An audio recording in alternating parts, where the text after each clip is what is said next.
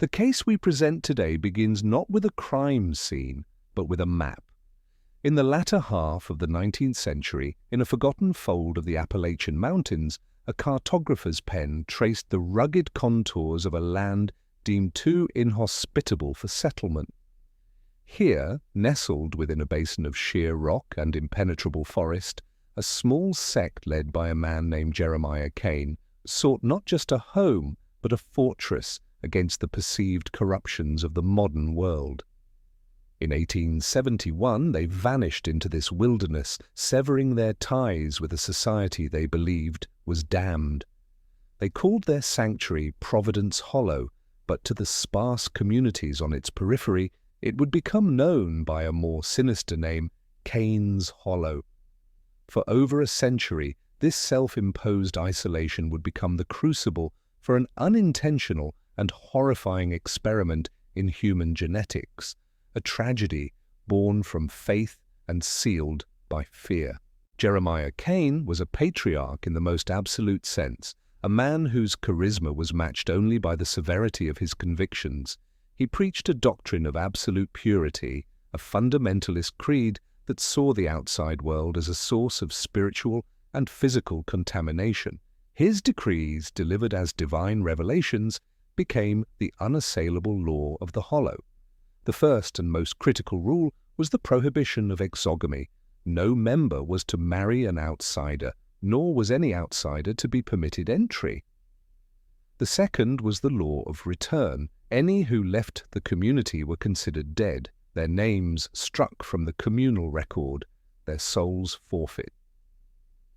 These edicts were not merely social guidelines, they were the foundational pillars of a closed system designed to preserve their bloodline as a sacred vessel, untainted by the sins of a fallen world. They believed they were building a new Eden. They were, in fact, laying the groundwork for a generational catastrophe. The narrative of Cain's Hollow is, in essence, an involuntary study in the consequences of extreme consanguinity. For the first few decades, the community of approximately 50 founding members thrived in their isolation. They built their homes, cultivated the land, and adhered strictly to the patriarch's laws. The first generation born within the Hollow was largely healthy, their world confined to the valley floor, and their beliefs shaped by the singular voice of Jeremiah and his appointed elders. But as this generation came of age, the genetic pool, already dangerously shallow, began to reveal its limitations. With no new genetic material, the only permissible partners were first cousins, a practice that, while not unheard of in isolated rural communities of the era, was here made an ironclad, inescapable rule.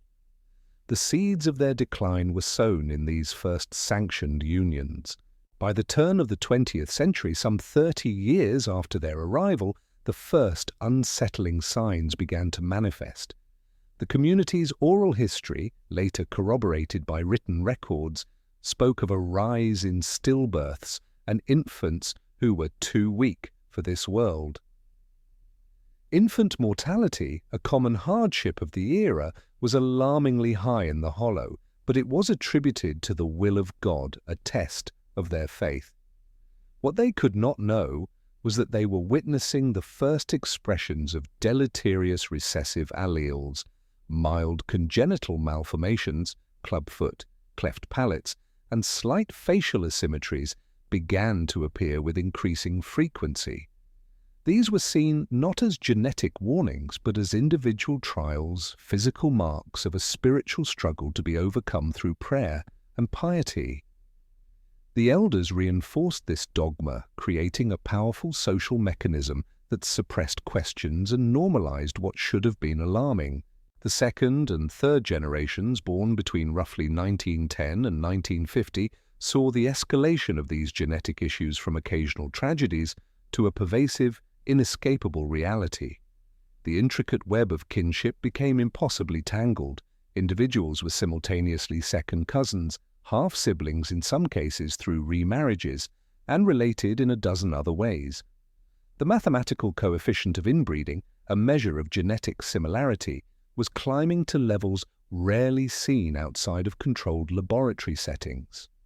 more severe congenital heart defects, spinal deformities like spina bifida, and profound intellectual disabilities became commonplace. The community's nomenclature for these conditions was couched in religious obscurantism. Children with severe physical ailments were called the afflicted, and those with cognitive impairments were known as the innocents, believed to be closer to God, unburdened by worldly intellect. By the fourth generation, the community had developed its own unique and tragic syndrome. A constellation of traits began appearing so consistently that it was given a name, the Cain mark. It was characterized by a distinct set of facial dysmorphisms, including wide-set, downward slanting eyes, a flattened nasal bridge, and low-set ears. Many of those with the mark also exhibited a peculiar skin condition, a faint but discernible bluish tint to their complexion, likely a form of methemoglobinemia, a rare blood disorder that was now endemic. The mark was not seen as a deformity but as a sign of their unique lineage, a physical testament to their purity and separation from the outside world. To bear the mark was to be a true child of Cain's hollow, a living symbol of their covenant. This reframing of a genetic crisis into a badge of honor was a crucial tool of psychological control wielded by the Council of Elders who now governed. The fifth generation, coming of age in the 1960s and early 1970s, represented the precipice of a full genetic collapse. The population, which had once peaked at nearly 200, was now in sharp decline. Fertility rates had plummeted and the rate of infant mortality had soared to an astonishing 50%. Of the children who survived past their first year, a significant majority were born with severe, often multiple, congenital defects. The Cain mark was now nearly ubiquitous, but its presentation had become more extreme, often accompanied by skeletal abnormalities that made walking difficult or impossible. The community was trapped in a feedback loop of genetic degradation, a slow-motion extinction event unfolding in the silent, watchful valley. Their fortress of faith had become their genetic prison. The hermetically sealed world of Cain's hollow was finally breached on a stormy night in October of 1978. A 16-year-old girl named Lydia, a product of 5 generations of intensive inbreeding, managed to do the unthinkable. Fearing she was to be married to her own uncle, a man who bore the most severe form of the Cain mark, she used the chaos of a flash flood as cover. She scaled the treacherous western ridge, a feat considered impossible by the hollow's inhabitants, and stumbled for miles through the unfamiliar wilderness. Barefoot, malnourished, and terrified, she was eventually discovered on a remote logging road by a trucker, a spectre from a lost world. Her physical appearance was startling, but it was her story that defied belief. At the county sheriff's office, Lydia's testimony was initially met with deep skepticism. She spoke in a strange, archaic dialect of English, and her account of a hidden community, of forced marriages between close relatives, and of children born with what she called the mark of God, sounded like a wild delusion. She described a life without electricity, modern medicine, or contact with the outside world. She spoke of the elders who held absolute power and of the deep-seated fear of being cast out into the world of the damned. But her own physical condition, the subtle but distinct features of the Cain mark and the clear signs of long-term malnutrition, lent a disturbing credence to her fantastical tale. Her story was not of a single crime, but of a society trapped in a century-long cycle of abuse and decay. Compelled by the girl's persistent and detailed account, and by a physician's preliminary examination which noted a constellation of congenital abnormalities, the county sheriff organized a small expedition. On a cold November morning, a team of 4 deputies and a doctor, guided by a reluctant Lydia, made the arduous journey into the mountains. What they found shattered their skepticism and plunged them into a reality for which they were entirely unprepared. After hours of hiking, they crested a ridge and looked down into Cain's Hollow. It was exactly as Lydia had described, a small, primitive settlement of log cabins, smoke curling from stone chimneys, appearing like a living relic from another century. As they descended, the inhabitants emerged, their faces a gallery of the Cain mark. The deputies were met with a silent, fearful hostility. The doctor was met with the horrifying, tangible proof of Lydia's story. The isolation was over. The initial assessment of Cain's Hollow was a logistical and medical nightmare. The doctor who accompanied the first expedition, a man named Alan Grant, later described his first hours in the valley as a descent into a living medical textbook. He saw conditions he had only read about, rare genetic disorders manifesting with a terrifying prevalence. There was a profound lack of basic sanitation, and diseases like scurvy and rickets were rampant due to nutritional deficiencies. Compounding the medical crisis was an investigative one. There were no birth certificates, no death records, no official documentation of any kind. The community's system of nomenclature was bewildering, with a limited number of surnames and a tradition of recycling. First names, there were multiple Jeremiah Cains and Sarah Cains in every generation, distinguished only by informal, descriptive additions like Lame Jeremiah or Sarah of the Mark. Untangling the family tree was not just a genealogical puzzle, it was the key to understanding the scope of the tragedy. If you find these deep-dive investigations into forgotten histories compelling, consider subscribing to the channel to follow more cases like this. We are committed to uncovering the stories that time has tried to erase. Cooperation from within the Hollow was almost non-existent at first. The community, steeped in a century of paranoia about the outside world, viewed the authorities as agents of the devil sent to destroy their way of life. The leader of the Council of Elders, an elderly man named Hezekiah Cain, was particularly obstinate. He refused to answer questions, declaring that their ways were ordained by God and their bloodline was sacred, not sick. "We are a chosen people, sealed off from your corruption," he proclaimed to the baffled sheriff. "These children are not deformed, they are blessed. They bear the seal of our covenant." His unyielding fanaticism presented a formidable barrier, transforming the investigation from a rescue mission into a struggle against a deeply entrenched and dangerously deluded ideology. The first breakthrough came from an older woman named Elspeth, one of the few who seemed to possess both the cognitive ability and the will to speak. Frail and fearful, she began to recount the internal history of the Hollow, providing crucial context to the investigators. She explained the system of arranged marriages managed by the elders with the explicit goal of keeping the bloodlines pure. She described how, over generations, the definition of an acceptable marriage had narrowed from first cousins to, in some cases, uncle-niece pairings. Elspeth's testimony was the first crack in the wall of silence, a voice of quiet reason from a world that had abandoned it.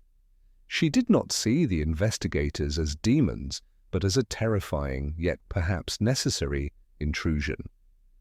Her cooperation, given at great personal risk, provided the first coherent map of the community's social and genetic labyrinth. As investigators began a more thorough search of the settlement, they made a discovery that shifted the narrative from a tragedy of ignorance to one of deliberate, systemic cruelty. At the far, most isolated end of the Hollow, they found a small, windowless cabin, its door barred from the outside. Inside, they found what the community called the House of the Afflicted. Here, the most severely disabled children and adults were kept, hidden away from the main community in conditions of unimaginable squalor. They were living in filth, severely malnourished and tethered to their cots with crude rope. This was not a hospice, it was a warehouse for the people whose deformities were too extreme even for the Hollows' normalized standards.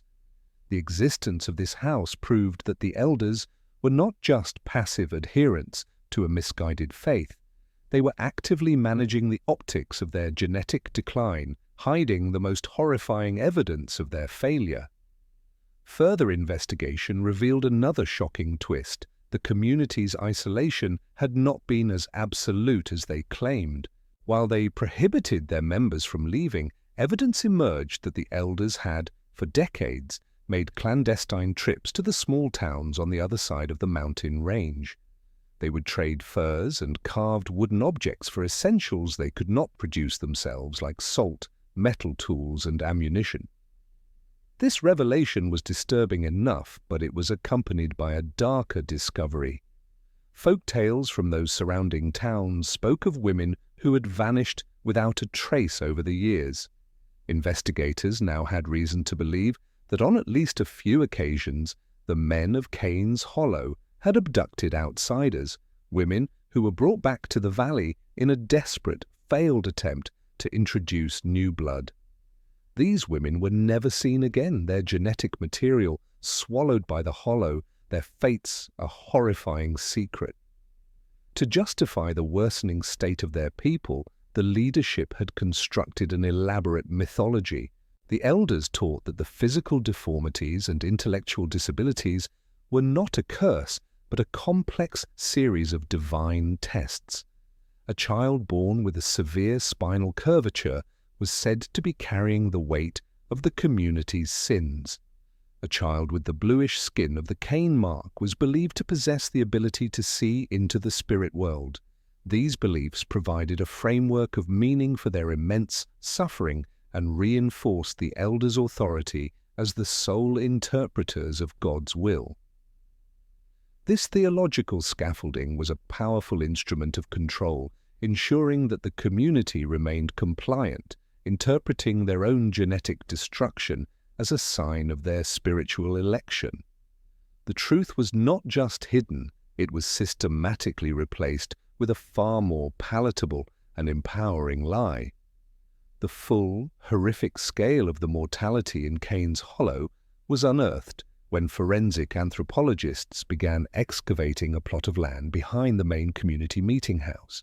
It was their cemetery. But instead of marked graves, they found a mass grave, a pit containing the skeletal remains of hundreds of infants and young children. Layer by layer, they uncovered a century of death. Analysis of the remains provided a chilling timeline of the community's genetic decay. The skeletons from the lowest, earliest layers showed relatively few congenital abnormalities. But as they moved toward the surface, the evidence of severe deformities, misshapen skulls, twisted spines, malformed limbs, became overwhelmingly common.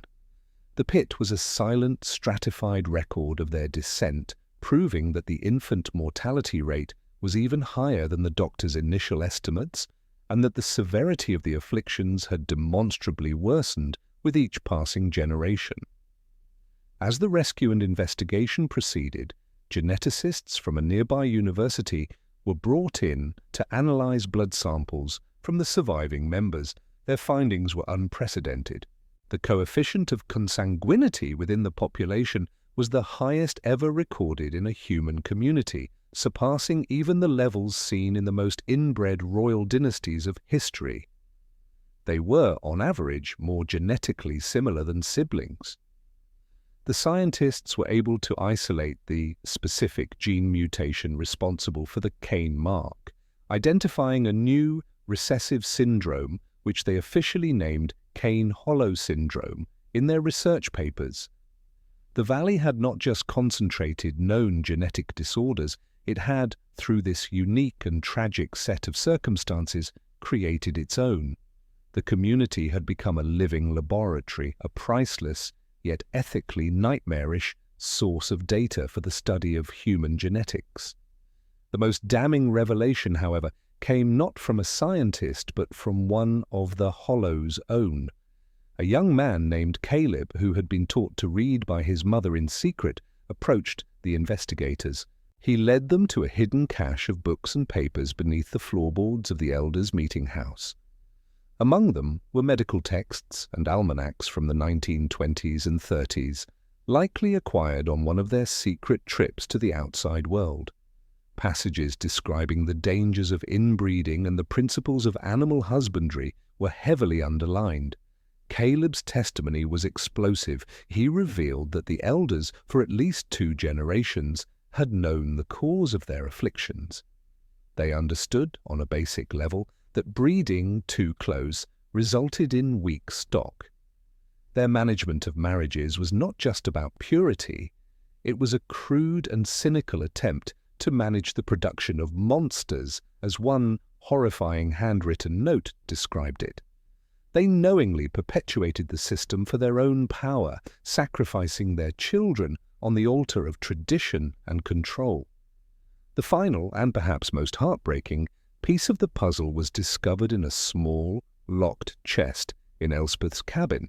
Inside were a series of diaries written in secret by 4 generations of the Hollow's women. These journals were a hidden transcript of suffering, a counter-narrative to the elders' dogma of divine will. The women wrote of their grief over stillborn children, their terror of childbirth, and their secret, desperate attempts to understand what was happening to them. They described forming a hidden society amongst themselves, sharing herbal remedies to induce miscarriages, a desperate act of mercy to prevent a child from being born into a life of pain or being sent to the house of the afflicted. One entry, dated from 1954, read, "Hezekiah preaches of God's blessing. I held my son for 1 hour before he went cold. His back was not right. This is not a blessing. This is a curse we have brought on ourselves." These diaries reframed the women of the Hollow from passive victims into a subjugated populace engaged in a century-long silent rebellion. Leave in the comments. Their voices were finally heard, if you believe that bringing such hidden histories to light is a crucial act of remembrance. The genetic analysis of the community yielded one final, ironic secret. Samples were taken from the exhumed remains of the founder, Jeremiah Cain himself. The tests revealed that the patriarch, the man who had founded a community on the principle of purity, already carried several rare and dangerous recessive genes, including the one that would eventually become known as the Cain-Hollow syndrome. His obsessive quest for a pure bloodline may not have been entirely theological. It was likely driven, at least in part, by a personal and secret knowledge of a flaw within his own blood. He had trapped his descendants in a prison of his own making, a desperate attempt to contain a genetic secret that, through the very isolation he mandated, became his people's defining curse. His Eden was, from its very inception, a tainted paradise. The rescue of the remaining 94 inhabitants of Cain's Hollow was a massive, coordinated effort involving state health services, social workers, and law enforcement. The evacuation was a traumatic experience for the community members, who were suddenly thrust into a world they had been taught to fear their entire lives. The glare of electric lights, the sound of automobiles, the sight of technologies they could not comprehend. It was an overwhelming sensory and psychological shock. They were transported to a specialized medical facility where each person underwent a thorough physical and psychological evaluation. For many, it was the first time they had ever seen a doctor, the first time their conditions were given a scientific name instead of a religious one. The legal and ethical resolution of the Cain's Hollow case was complex. While the evidence of gross negligence and abuse was undeniable, the question of culpability was fraught. The majority of the community were victims, incapable of understanding the modern legal system. Ultimately, the state chose a path of rehabilitation over widespread punishment. Only 3 of the surviving elders, including Hezekiah Cain, who were deemed cognitively able to understand their actions, faced criminal charges. They were convicted of unlawful imprisonment and criminal neglect, but were sentenced to a medical penitentiary rather than a traditional prison. For the rest of the survivors, the focus was on care, education, and slow, careful integration into a society they were never meant to join. The long-term outcomes for the survivors of Cain's Hollow were varied and often tragic. Many of the most severely disabled were institutionalized for life, receiving the palliative care they had always been denied. Others struggled to adapt. They faced immense challenges, from learning to read and write to coping with the psychological trauma of their upbringing and the stigma of their physical appearance. Yet there were stories of resilience. Lydia, the catalyst for their discovery, went on to become a powerful advocate for victims of abuse in isolated communities. Caleb, the whistleblower, pursued an education and became a respected paralegal. A few of the younger survivors were adopted into loving families and managed to build new lives, their past a shadow they carried but did not allow to define them. The tragedy of Cain's Hollow left a profound scientific and policy legacy. The data gathered from the community became a cornerstone of modern human genetics, providing invaluable insights into recessive diseases and the effects of long-term genetic isolation. The Cain Hollow Foundation for Genetic Research was established, funded by the state, to continue this work and to provide support for the survivors. The case also prompted significant changes in public policy regarding isolated or uncontacted groups, establishing new protocols for welfare checks and intervention. The story of the Hollow became a mandatory case study in medical schools, sociology departments, and law enforcement academies, a grim but essential lesson on the dangers of isolation, the power of ideology, and the catastrophic consequences of trading truth for dogma. Leave a comment saying, "I watched until here," so I can get to know the dedicated viewers who see these important stories through to the end. In the end, the story of Cain's Hollow is a deeply human tragedy. It is a chronicle of how a community, founded on a desire for purity, descended into a century of darkness, their sanctuary becoming their tomb. The valley is empty now, the cabins slowly being reclaimed by the forest, the mass grave marked by a simple, unadorned stone. But the legacy of its people endures in the medical journals that carry their name, in the laws that were changed in their honor, and in the lives of the survivors who carry the memory of the Hollow with them. It serves as a permanent and haunting reminder that isolation, whether imposed by geography, by faith, or by fear, can cultivate a darkness that consumes generations. But it also teaches us that even after a century of silence, the truth can find a way to the surface, and that truth, however painful, is always the first step toward healing. In our next investigation, we will journey to the frozen north to uncover the story of the vanished Anavic colony, another equally impactful case of a community lost to time and the unforgiving elements. If you found this story meaningful, please like this video, share it with others who appreciate deep historical investigations, and subscribe to our channel for more content that brings the forgotten stories of our world into the light.